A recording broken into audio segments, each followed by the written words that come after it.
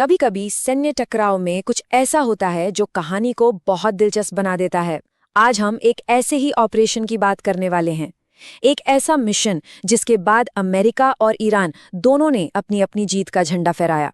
एक ही घटना लेकिन जीत के दावेदार दो। आखिर ये हुआ कैसे? चलिए मुद्दे की बात पर आते हैं।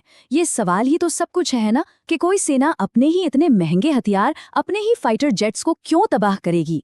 जो तस्वीरें सामने आईं वो हैरान करने वाली थीं।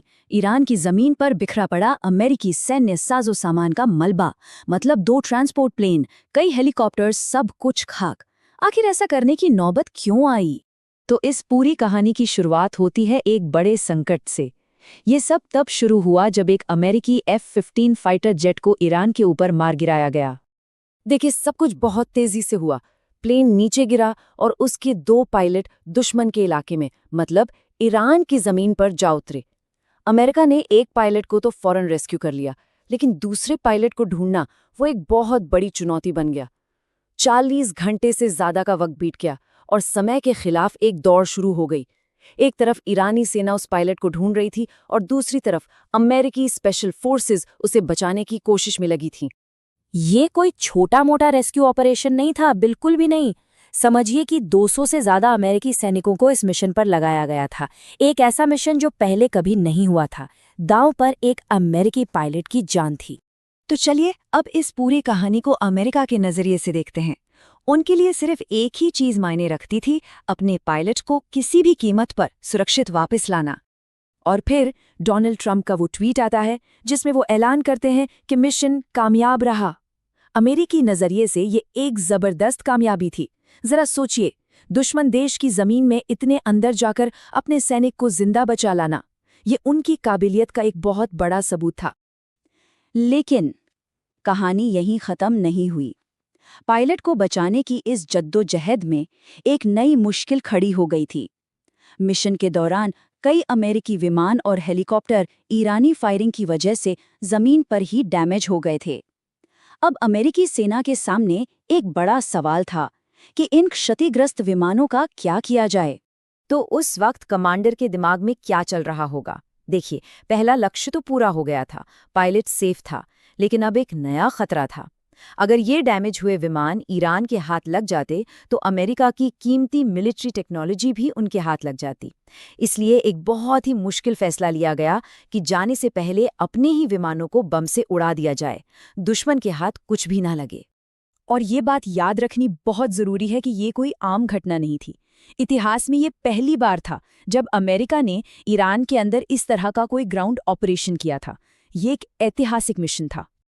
तो ये तो हुई अमेरिका की कहानी। अब सिक्के का दूसरा पहलू देखते हैं और समझते हैं कि ईरान ने इस पूरी घटना को अपनी जीत की तरह कैसे पेश किया। ईरान के लिए जीत का पैमाना वो अमेरिकी पायलट नहीं था, बल्कि ये नंबर था, $400 मिलियन।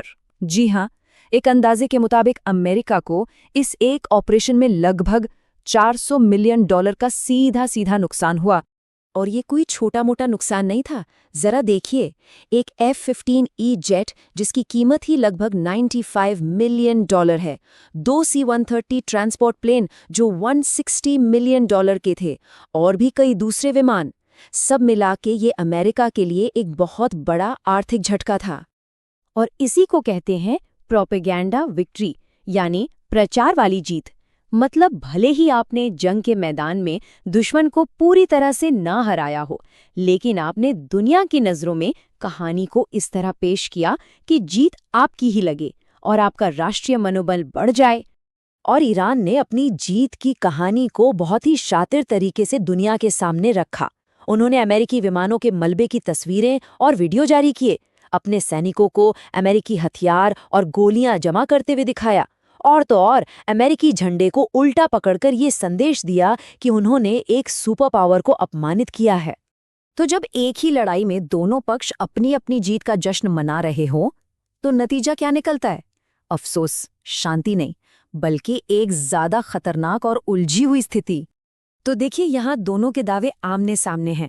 अमेरिका कहता है हमने दुश्मन के घर में घुसकर अपने पायलट को बचाया, हमारी ताकत देखिए। और दूसरी तरफ ईरान कहता है हमने दुनिया की सबसे बड़ी ताकत का फाइटर जेट गिरा दिया और उन्हें करोड़ों का नुकसान पहुंचाया, हमारी ताकत देखिए। और सच कहूं तो यही इस पूरी स्थिति का सबसे खतरनाक पहलू है। जब दोनों पक्षों को ये लगने लगता है कि वो जीत रहे हैं तो कोई भी पीछे हटने को तैयार नहीं होता। इससे भविष्य में टकराव का खतरा कम होने के बजाय और बढ़ जाता है। ईरान को लगता है कि वो एक सुपर पावर को भारी नुकसान पहुंचा सकता है और अमेरिका को लगता है कि वो ईरान के अंदर घुसकर अपने लोगों को बचा सकता है। ये एक ऐसा माहौल बनाता है जहां एक छोटी सी चिंगारी भी एक बड़ी आग भड़का सकती है। तो बड़ा सवाल यही है कि जब दोनों पक्ष जीत का दावा कर रहे हों, जब दोनों का आत्मविश्वास अपनी अपनी जगह पर बढ़ा हुआ हो, तो अगली लड़ाई की कीमत कौन चुकाएगा? क्या ये आत्मविश्वास इस क्षेत्र में तनाव को और बढ़ाएगा या ये किसी नए तरह के पावर बैलेंस की शुरुआत है?